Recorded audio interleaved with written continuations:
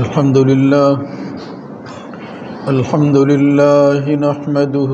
ونستعينه ونستغفره ونعوذ بالله من شرور أنفسنا ومن سيئات أعمالنا من يهده الله فلا مضل له ومن يضلل فلا هادي له وأشهد أن لا إله إلا الله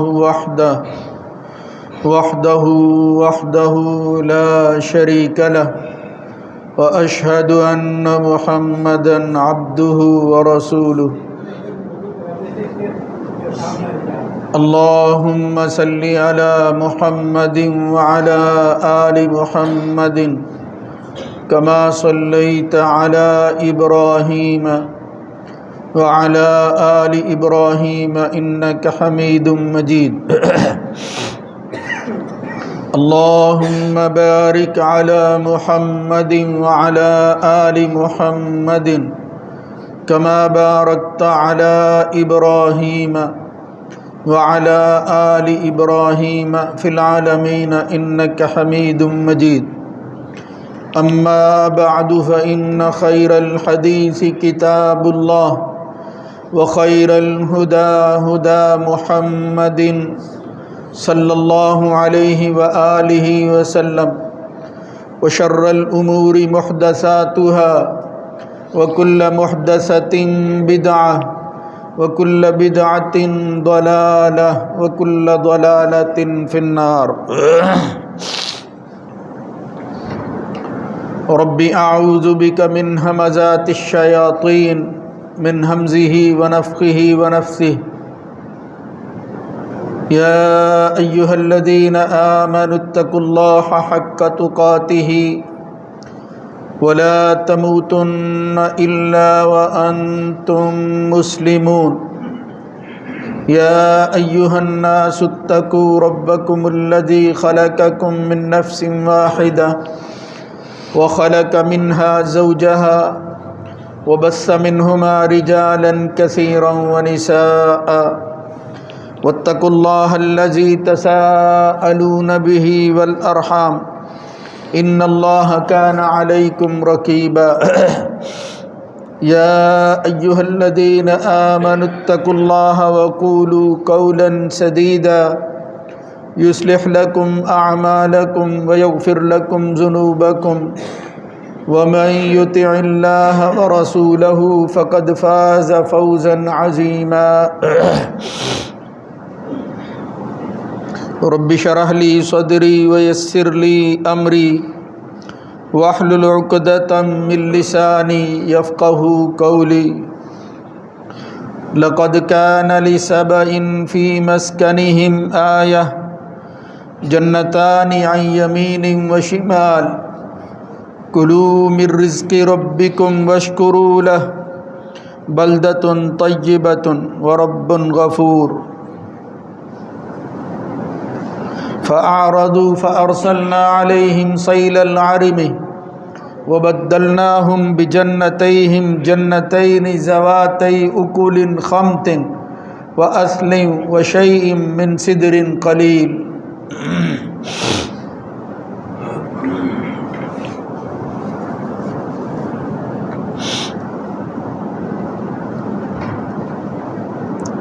بلا شبہ سبا کے لیے ان کی رہائشوں میں یا ان کے مسکن میں نشانی تھی کہ دو باغات دائیں اور بائیں ان کے موجود تھے اور ان سے کہا گیا کہ کھاؤ اپنے رب کے رزق میں سے اور اس کا شکر ادا کرو، یہ پاکیزہ اور صاف ستھرا شہر ہے تمہارے لیے، اور اللہ تعالیٰ رب بخشنے والا مہربان ہے۔ مگر انہوں نے اعراض اور منہ پھیرتے ہوئے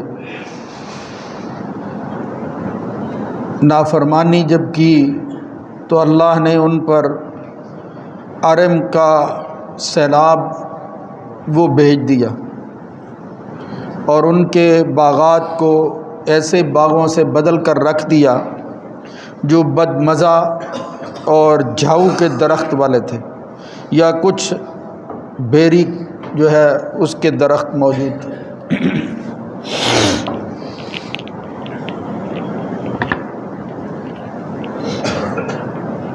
اللہ رب العزت کی حمد و ثنا کے بعد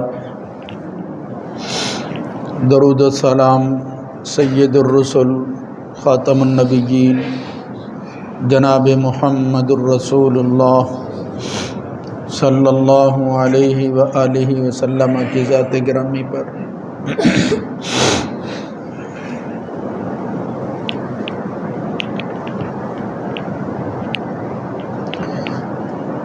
اللہ رب العزت نے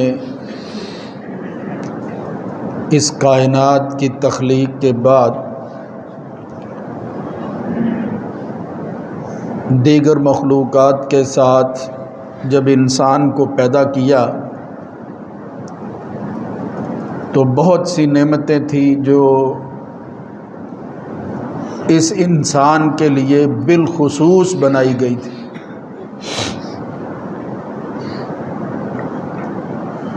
اللہ کا ایک نظام تھا زندگی کے ڈھنگ کو آگے بڑھانے کا،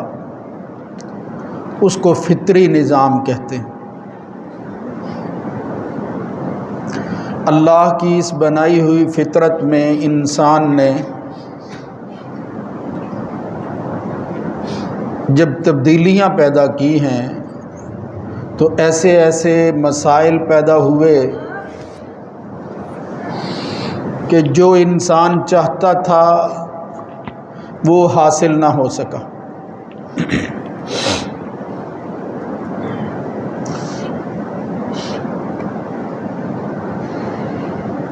اللہ کی دی ہوئی نعمتوں میں سے ایک بڑی نعمت یہ تھی کہ دیگر مخلوق کے مقابلہ میں اللہ نے اس انسان کو عقل سے نوازا تھا۔ عقل بہت بڑی نعمت ہے اور یہی ایک امتیازی وصف ہے جو اس کو بلند کرتا ہے دوسری مخلوقات سے۔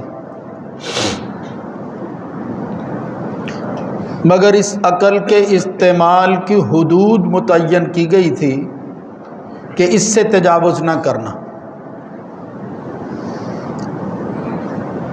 اب ان تعلیمات اور ان نصیحتوں پر عمل کرنے کی بجائے اس عاقل انسان نے اپنی عقل کے اندر جو ٹیڑھ پیدا کیا، اس کی وجہ سے ایسی خرابیاں پیدا ہوئیں کہ جن کا حل اس کی عقل میں پہلے سے موجود نہیں تھا۔ عقل کی سطح بڑی محدود ہوتی ہے، مگر یہ انسان لاپرواہی کی وجہ سے یہ ہرگز قبول کرنے کے لیے تیار نہیں ہے کہ اس کے اندر بھی کوئی نقص ہو سکتا ہے۔ وہ اس کو حتمی فیصلہ اور آخری فیصلہ سمجھتا ہے جو عقل کے ذریعے کرتا ہے۔ قرآن و سنت کا مطالعہ کریں تو معلوم ہوتا ہے کہ اس عقل پر قرآن مجید کا بالخصوص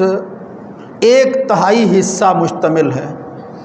عقل سے کام لو، تدبر کرو، غور و فکر کرو، یہی تمہارا اس عقل کی وجہ سے کرنے والا کام ہے۔ لیکن یہ سب کچھ کر کے نتیجہ کیا ہو؟ نتیجہ یہ ہو کہ تمہاری عقل تمہیں اس نتیجے کی طرف اور اس رزلٹ کی طرف لے جائے کہ جو اللہ کے قرب کا سبب بنتی، یا دوسرے لفظوں میں اس کائنات اور جہان کے بنانے والے رب کی پہچان اور معرفت حاصل ہو جائے۔ اس کے ذریعے تم اپنی عقل کو استعمال کر کے اس کے بنائے ہوئے دلائل اور آیات سے فائدہ اٹھاؤ۔ یہ تھا مقصد جو اللہ رب العزت نے قرآن و سنت میں بیان فرمایا ہے۔ یہ کہانی سمجھنے کے لیے تو بہت لمبی ہے کہ انسان نے پھر کیا کیا اور اب وہ کن مشکلات کا سامنا کر رہا ہے۔ ان مسائل میں سے ایک بڑا مسئلہ جو اس موسم کے شروع ہوتے ہی پیدا ہو جاتا ہے، یا یوں کہہ لیجئے کہ ان موسموں کی تبدیلی کے اندر بھی ایک بڑا مسئلہ ہے جس کو آج کل کلائمیٹ چینج کہتے ہیں۔ واقعتاً چینج ہو رہی ہے اور اس کی وجہ سے یہ موسم اپنے اوقات سے ہٹ کر جو ہیں وہ تبدیلیاں پیدا کر رہے ہیں، اور خدا نخواستہ بعض دفعہ تو یہ سننے میں آتا ہے کہ اگر یہ چینجز اس طرح بڑھتی رہی تو انسان کا بقا اور اس کی زندگی جو ہے وہ خطرے میں ہو۔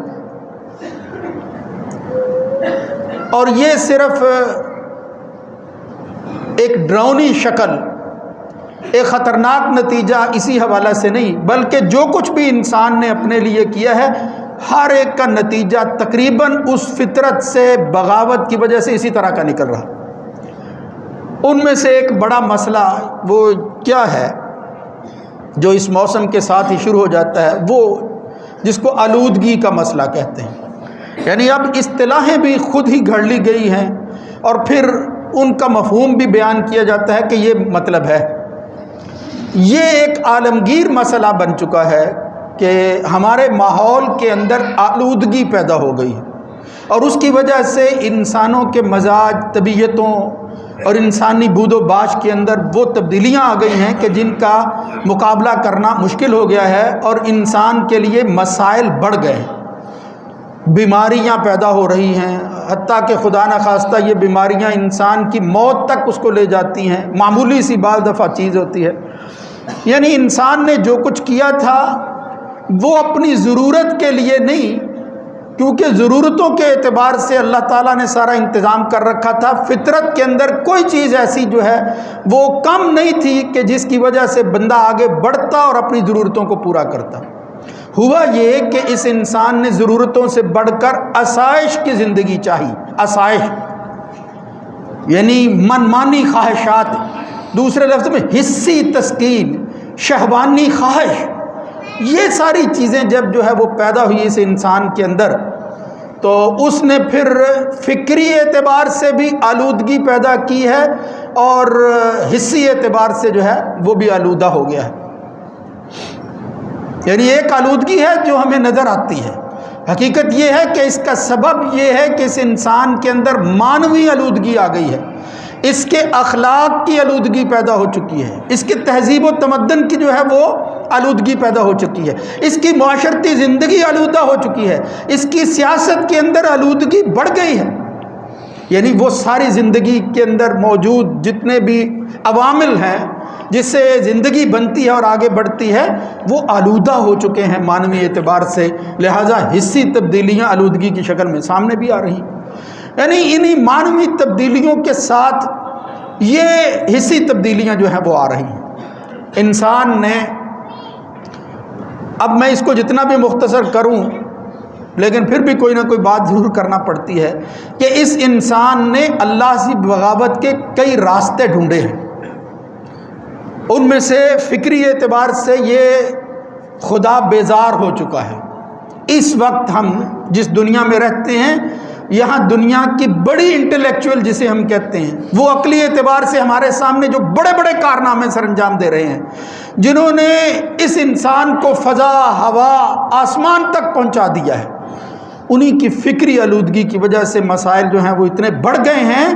کہ اب نہ ان کو جو ہے وہ کوئی حل دکھائی دیتا ہے، نہ اللہ تعالیٰ ہی جو ہے وہ ان پر کوئی رحمت کرنے کے لیے تیار ہے، اس لیے کہ وہ بغاوت اس حد تک لے گئے ہیں کہ خدا بیزار ہو چکے ہیں۔ وہ کہتے ہیں خدا نام کی کوئی چیز کائنات میں بالکل موجود نہیں ہے، ہم خود ہیں، یہ ہماری ضرورتیں، ہماری آسائشیں ہیں، جو کچھ کیا ہے اس کا دنیا میں پیدا ہونے والے ہر مسئلے کا حل وہ خود ڈھونڈنے کی کوشش کرتا ہے۔ تو اس کی وجہ سے آلودگی یعنی ہمارے ملک ہی کے اندر نہیں بلکہ پوری دنیا کے اندر جو ہے یہ ماحول آلودہ ہو رہا ہے۔ ماحول یعنی جہاں انسان رہتا ہے اس کا ارد گرد، کہتے ہیں کہ انسان اگر اچھی فضا، اچھے ماحول میں نہ ہو، اگر اس کا ساتھی اچھا نہ ہو، ہمسایہ اچھا نہ ہو، اس کے دائیں بائیں لوگ اچھے نہ ہوں، اس کی زندگی اجیرن ہو جاتی ہے۔ اور اگر اس کا ارد گرد سارا ہی جو ہے وہ اچھا نہ رہے، وہ سارا ہی جو ہے وہ بدل جائے اور آلودہ ہو جائے خدا نخواستہ، معنوی اعتبار سے بھی اور حصی اعتبار سے بھی، پھر انسان کی کوئی زندگی نہیں ہے۔ اس انسان نے ترقی کے نام پر، ٹیکنالوجی کے نام پر جو کچھ کیا ہے، اب وہی اس کے لیے وبال جان بنا ہوا ہے، اور پھر آئے دن جو ہے وہ کوئی نہ کوئی مسئلہ کھڑا ہو جاتا ہے۔ حتیٰ کہ وہ لوگ جنہوں نے یہ ساری چیزیں متعارف کروائی ہیں، انہوں نے بغاوت سے انحراف کرتے ہوئے ان انسانوں کی تباہی کا سامان بھی خود ہی جو ہے وہ تیار کیا ہوا ہے، جس کے شاخسانے جو ہیں وہ دنیا کے اندر کبھی کبھی نظر آتے ہیں، کبھی افغانستان میں، کبھی کمبوڈیا میں، کبھی ویتنام کے اندر یہ جنگیں پیدا کرتے ہیں، خود اپنی معیشت اور اپنی پروڈکٹ جو ہے ان کو بیچنے کے لیے، اپنی اشیاء کی خرید و فروخت کے حوالہ سے وہ جنگوں کا سامان پیدا کرتے ہیں خود ہی، اور پھر انسانوں ہی کو برباد نہیں کرتے بلکہ آنے والی نسلیں جو ہیں ان کی، وہ جنم لینے والی نسلیں جو ہیں وہ بھی برباد ہوتی ہیں۔ یہ جاپان کے اندر جب ایک آج سے کئی سال پہلے کی بات ہے، یہ جو کچھ ان لوگوں نے کیا ہے، وہاں انسان تو دور کی بات ہے، گھاس تک پیدا نہیں ہوتی، گھاس تک پیدا نہیں ہوتی۔ تو اس انسان نے یہ سارے مسائل اپنے لیے خود ہی گڑھے ہیں، اور وہ گڑھے ہیں ترقی کے نام پر، وہ گڑھے ہیں اپنی عقل کو اس دنیا کے اندر غالب کرنے کے اعتبار سے، لہذا ہمیں اس کا سامنا ہے۔ اب دینی نقطہ نظر سے اسلام ہماری کیا رہنمائی کرتا ہے کہ اگر اس طرح کے حالات پیدا ہو جائیں تو کیا کرنا چاہیے؟ اسلام ہمیں کہتا ہے کہ پہلے وہ حالات پیدا نہ کرو جس کی وجہ سے تمہیں ان مسائل کا سامنا کرنا پڑے، فطرت پر رہو، فطرت انسانی جو اللہ نے پیدا کی ہے اس کے اندر رہو، سادہ زندگی گزارو، اپنی ضرورتوں کو بڑھاؤ نہیں، اپنے ارد گرد کے ماحول کے اندر ایسا ماحول جو ہے وہ خود بناؤ، دوسرے اس کا حصہ بن جائیں کہ جس کی وجہ سے تمہارے لیے بھی آسانی ہو اور وہ بھی آسانی میں رہے، مگر ایسا نہیں ہو سکا۔ فطرت سے انحراف، اس کا مقابلہ، اس کی وجہ سے جو ہے وہ پھر اسلامی تعلیمات، اللہ کے احکامات کی نافرمانی اور اس کے مقابل میں کھڑا ہونا، وہ جو معنوی آلودگی میں کہہ رہا ہوں، اس کی وجہ سے اللہ رب العزت جو ہے اس کا غضب نازل ہو چکا ہے کہ اس انسان کو کوئی حل دکھائی نہیں دیتا۔ اس کے لیے بے شمار ایسی چیزیں ہیں جو قرآن و سنت میں بیان ہوئی ہیں۔ اسلام نے جو زندگی گزارنے کے لیے کہا تھا، جو انتظامات کیے تھے، وہ پانی کی آلودگی ہو، وہ فضا کی آلودگی ہو، وہ زمین کی آلودگی ہو، ہرگز وہ پیدا نہیں ہوتی، بالکل پیدا نہیں ہو سکتی۔ وہ فطرت کی زندگی کے اندر جو ہے وہ باغ و بہار ہوتی ہے، وہ زندگی، وہ قرآن مجید پڑھے تو معلوم ہوتا ہے، قوموں کے اندر وہ زندگی موجود رہی ہے ابتدا کے اندر، لیکن پھر آگے بڑھتے ہوئے اب ہم جس کا سامنا کر رہے ہیں وہ یہ ہے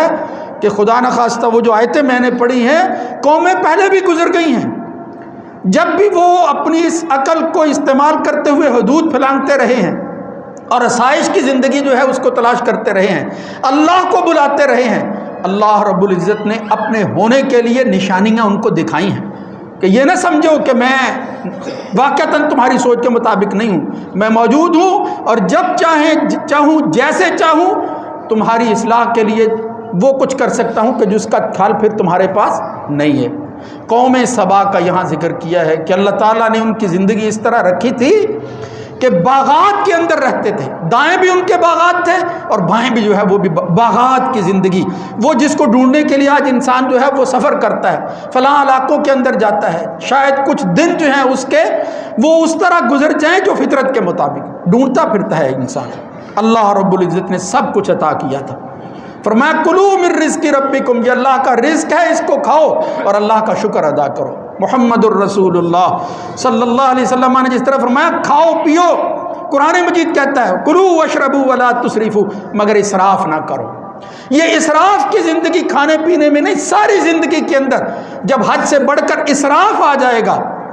یعنی چیزیں حد میں نہیں رہیں گی، تو پھر ولا تسرفوا ان اللہ لا يحب المسرفین، پھر اللہ تعالیٰ کی محبت ختم ہو جائے گی، اس کی ناراضگی شروع ہو جاتی ہے۔ اس اسراف سے بچو، سادگی کو اپناؤ،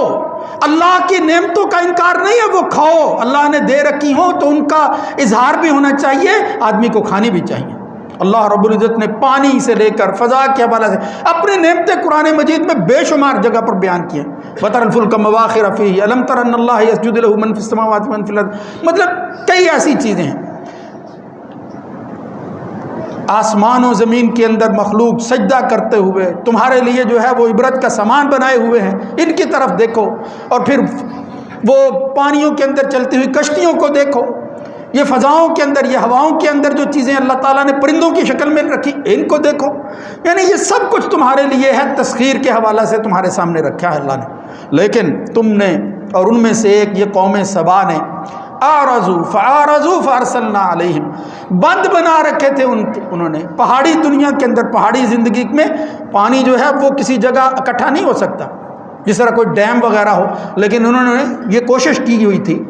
وہ بند بنا کر پانی کو جو ہے وہ ذخیرہ کر لیتے تھے، مگر ہوا کیا، انہوں نے یہ سمجھا کہ اب حل تو ہمارے پاس موجود ہے، لہذا ہمیں کسی خدا کی ضرورت نہیں ہے، خدا بیزار ہو گئے وہ بھی، فَأَعْرَضُوا، منہ پھیر لیا انہوں نے کہ یہ سب کچھ جو ہے صلاحیتیں اللہ عطا کرتا ہے، رجوع اللہ، انابت اللہ نہ ہوئی، جس طرح اس وقت انسان اللہ کی طرف رجوع نہیں کر رہا، یعنی پھر اسی حقیقی زندگی میں جانے کے لیے تیار نہیں ہے، اسی آسائش کے اندر رہنا چاہتا ہے، اور اسی آسائش کے اندر اس نے اللہ کی جو بغاوت کی ہے اسی کے اندر جو ہے وہ سکھ ڈھونڈتا ہے، مگر وہ اس کو ملنے والا نہیں ہے، وہ دکھی رہے گا۔ اللہ سے بغاوت دشمنی کر کے کوئی بندہ سکھ میں اور آسائش میں نہیں رہ سکتا۔ یہاں فرمایا قوم سبا فارضوا فارسلنا علیہم سیل العارم، وہ جو انہوں نے منصوبے بنائے ہوئے تھے، ہماری زبان کے اندر ڈیم بنائے ہوئے تھے، بوقت ضرورت پانی کو استعمال کریں گے، اللہ رب العزت نے ایک سیلاب ایسا نازل کیا کہ ان کے بند بھی ٹوٹ گئے، اور ان کو جو نعمتیں باغات کی شکل میں دی تھی اللہ وہ بھی بہا کر لے گئے۔ سیل العارم وبدلناہم بجنتیہم جنتین، وہ میٹھے درخت، وہ پھل اور رزق جو اللہ نے ان کو دے رکھا تھا وہ بد مزہ درختوں کی شکل میں جو ہے وہ اللہ تعالیٰ نے تبدیل کر کے رکھ دیا۔ وَأَسْلِمْ بِشَيْءٍ مِّن سِدْرٍ قَلِيلٍ ذَلِكَ جَزَيْنَاهُمْ بِمَا كَفَرُوا وَهَلْ نُجَازِي إِلَّا الْكَفُورَ۔ اللہ فرماتا ہے کہ جب کوئی شخص کفر کا راستہ، نافرمانی کا راستہ اختیار کرتا ہے، پھر انجام کار ہم ان کے ساتھ یہی کچھ کرتے ہیں۔ اب وہ بلودگی، اس کا حل، اس کے لیے جو ہے وہ قرآن و سنت کی تعلیمات، وہ ایک لمبی بات ہے، لیکن آپ دیکھیں پانی کی بات ہو اور اس آلودگی کو کم کرنے کے وسائل ہوں، قرآن مجید کے ساتھ ساتھ نبی کریم صلی اللہ علیہ وسلم کی ہدایات پڑھیں۔ اللہ کے رسول نے فرمایا زندگی کے اندر نظافت اور صفائی اور ستھرائی کو اختیار کرو، اس کو ایمان کا جز قرار دیا، الطہور شطر الایمان، ایمان کا ایک حصہ قرار دیا اس پاکیزگی کو۔ آج یہ آلودگی کی بڑی وجہ یہ ہے کہ طہارت زندگی میں موجود نہیں ہے، اس کی مخالفت ہے۔ پانی اور اس کا اصل استعمال انسان اپنے لیے نہیں کر رہا، اکثریت پانی کی آلودگی، اور پھر اس کی وجہ سے یہ زمینی آلودگی وہ جو پیدا ہوتی ہے، یعنی جب ہم پانی کی بات کرتے ہیں تو وہ 2/3 حصہ دنیا کائنات کا وہ پانی ہی پانی ہے، لیکن آپ دیکھیں اس آلودگی کی وجہ سے پانی کے جو حالات ہمارے سامنے آ رہے ہیں، وہاں کی آبی حیات جو ہے وہ متاثر ہو گئی، وہ جانور بیچارے جو ہے وہ مر گئے اور مرتے رہتے ہیں، اس لیے کہ ہم ان کی خوراک کے اندر بھی، ان کے پانی اور رہائش کے اندر بھی کیمیا کو داخل کر دیا، کیمیاوی علائشیں شامل ہو گئیں۔ یہ ترقی کا شاخسانہ ہوا ہے، نہ پانی صاف رہا، نہ فضا صاف رہی۔ اللہ کے رسول صلی اللہ علیہ وسلم نے فرمایا تھا کہ درخت لگایا کرو، ما من مسلم یغرس غرسا فیزرعه فیاکل منہ انسان او طیر او بہیمۃ الا کانت لہ صدقہ، یعنی یہ کام جو تمہاری ضرورت کا ہے، فائدہ ہوگا تمہیں، اللہ رب العزت نے اپنے نبی کی زبان سے کہا کام یہ تم اپنے فائدے کے لیے کرو، اللہ رب العزت اس کے بدلہ کے اندر تمہیں ثواب عطا فرمائے گا اور تمہارے اس عمل کو صدقہ بنا دے گا۔ وہ کیا ہے؟ مسلمان جب کوئی کھیتی اگاتا ہے، درخت اگاتا ہے، انسان اس میں سے کھاتا ہے، پرندے کھاتے ہیں، جانور جو ہے وہ کھاتے ہیں، فرمایا یہ سب جو لوگ فائدہ اٹھاتے ہیں اس کے اس درخت لگانے کی وجہ سے اللہ تعالیٰ اس کو اس کے لیے صدقہ بنا دیتا ہے، حتیٰ کہ اس کے جانے کے بعد بھی یہ صدقہ جاری رہتا ہے، صدقہ جاریہ ہوتا ہے اس کا۔